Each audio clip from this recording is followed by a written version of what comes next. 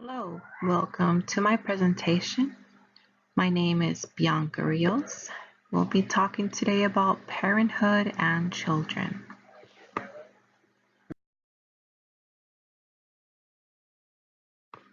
Question number 1.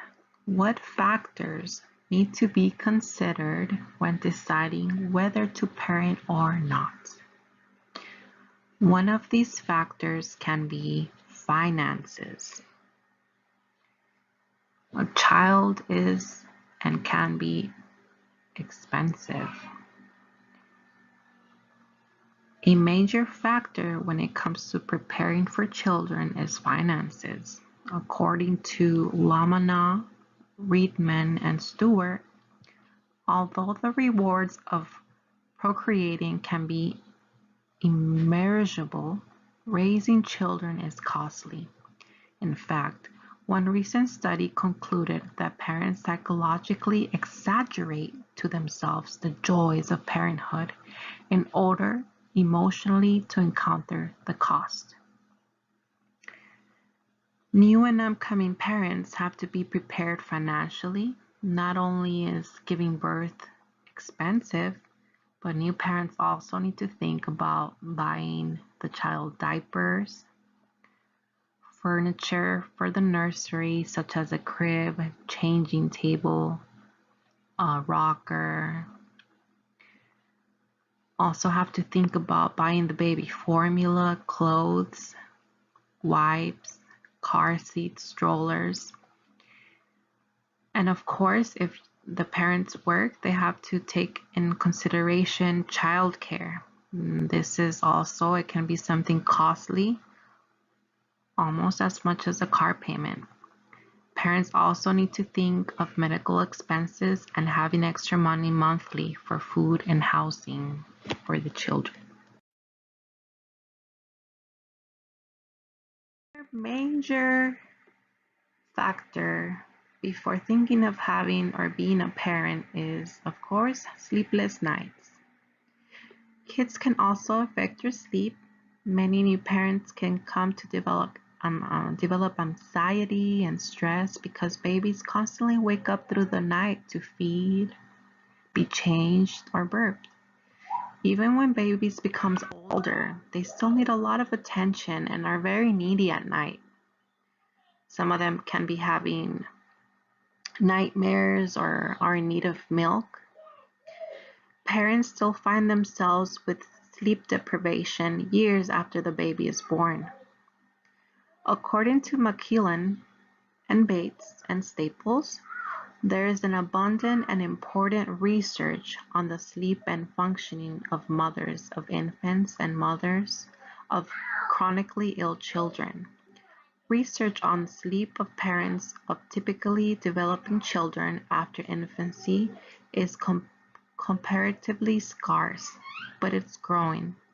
We know that child night awakenings are related to maternal night awakenings, which predict maternal negative effect, distress in the parenting role, and caregiving overload. That can be major in thinking of being a parent or something to think about to prepare yourself before you become a parent is how can children affect your relationship with your partner? Before having children or before the child comes, not only can the child bring happiness, but the child can also bring stress into the relationship. According to Lamana, Reedman, and Stewart, research involving 1,000 families concluded that even with highly anticipated births, most couples, upon becoming parents, become much more traditional in their approach to housework and childcare. No matter how much they think that the task will be shared, most of the women will wind up doing more housework that they did before the birth and more of the childcare that they expected. The discrepancy between what the couples hoped for and the reality of wives having to take on a second shift at home leads to feeling of tension, depression, and sometimes anger in both partners.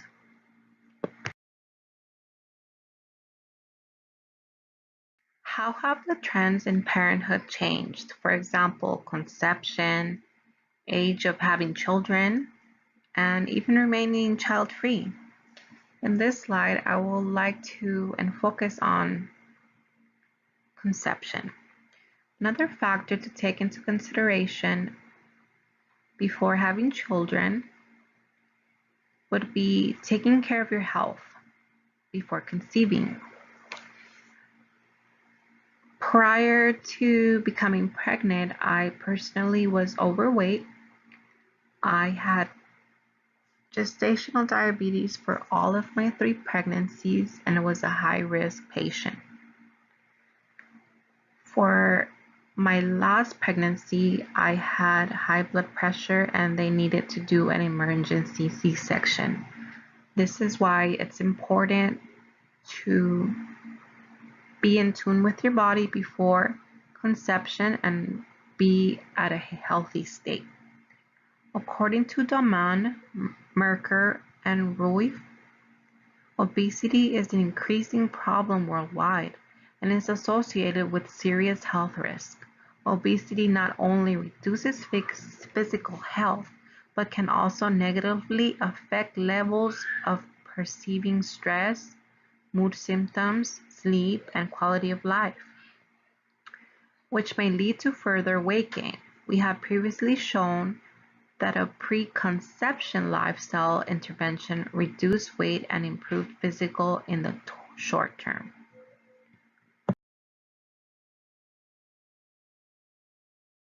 Can be a large factor when considering becoming a new parent.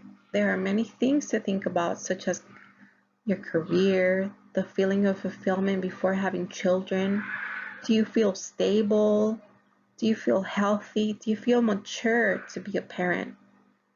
According to Lamana, Reedman, and Stewart, today, because Americans are postponing having children, we consider childbearing in one's early 20s or younger as early. Later age at marriage and many women's desire to complete their education can become established in a career and cause a postponed childbearing. I had my children when I became pregnant when I was 25, and I had my last child at the age of 33. And just now I am finishing my bachelor's in early childhood development. And through this bachelor's, I actually was pregnant.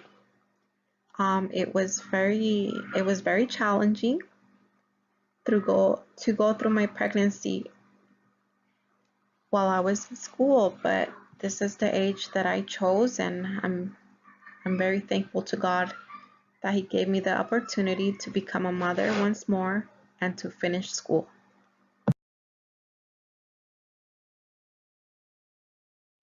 Some people feel the happiest child-free. There's nothing wrong with that.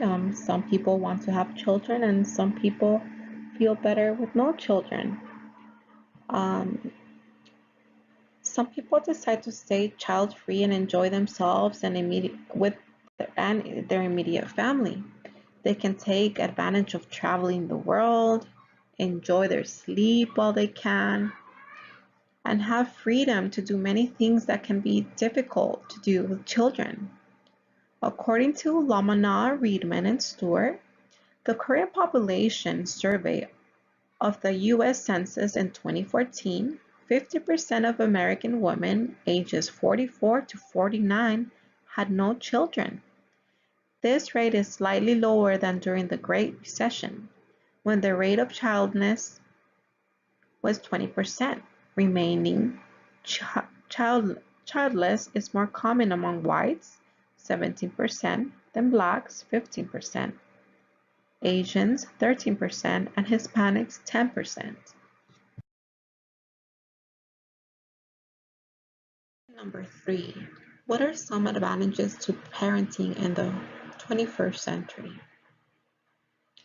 According to Lamana, Friedman, and Stewart, cell phones and social media allow parents and children to keep in virtually continuous contact and make being in touch with other family members far more likely than a generation ago. The internet offers information for parents dealing with just about any situation. Technology has helped my family to keep in contact with other members that live in other countries.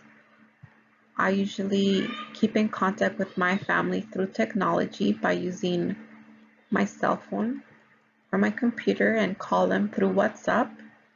Um, I get to show my children to my uncles and my aunts in Nicaragua, or I talk to my cousins in Europe, and it's a beautiful and exciting way to get to know each other as a family and keep in contact.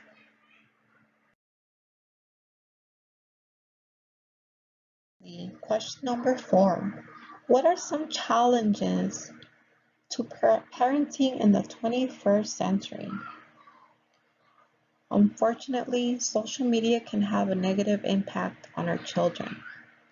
They can start to believe they have to measure up to the people on Instagram. For example, many influencers on YouTube or online post a life that is not realistic, and children start to want to live by their example of glamorous lives. As parents, we have to guide our children the right way. One verse that comes to mind when I think of this is from Proverbs 22:6. It reads, "The Bible teaches to train up a child in the way he should go, and when he is old, he will not depart from it." According to Lamana, Reedman, and Stewart, today's parents raise their children in a society characterized by conflicting values and points of view. Not only parents, but also schools, peers, television and movies, music, and the internet influence children. You may know parents who have responded to this situation by homeschooling their children. We have to guide our children and raise them up to be strong and to follow God.